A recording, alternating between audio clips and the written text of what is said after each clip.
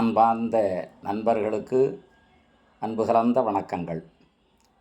நேயர்களே, ஜோதிடத்தில் ஒருவர் சிம்ம லக்னமாக பிறந்து லக்னத்தில் செவ்வாய் அமர்ந்து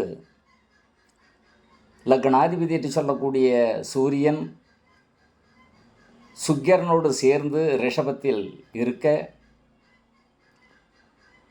7ஆம் வீட்டுக்குடைய சனி 8வது வீட்டிலும், 8வது வீட்டுக்குடைய குரு பகவானானவர் 6வது வீட்டிலும் இருக்க, இந்த ஜாதகர் கல்வியில் சிறந்து விளங்கி உத்தியோகம் செல்வதற்குண்டான வாய்ப்புகள் உண்டு என்றபோதும் இவருக்கு திருமணகால விஷயத்தில் மிக கடுமையான தாக்கத்தை ஏற்படுத்தும்.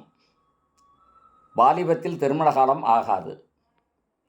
எந்த சூழ்நிலையிலும் இவர் வாலிப திருமணகால சுகபோகம் பெற்று வாழ்க்கையில் சந்ததிகளை பெற்றெடுப்பதற்குண்டான வாய்ப்புகள் இல்லாத ஜாதகர் என்று சொல்லப்பட வேண்டும்.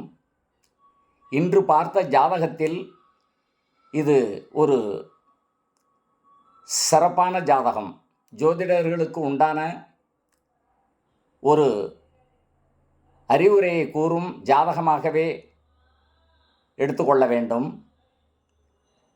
அதனால் கிரகங்களுடைய சூட்சும பலனிலிருந்து யாரும் தப்பிக்க முடியாது.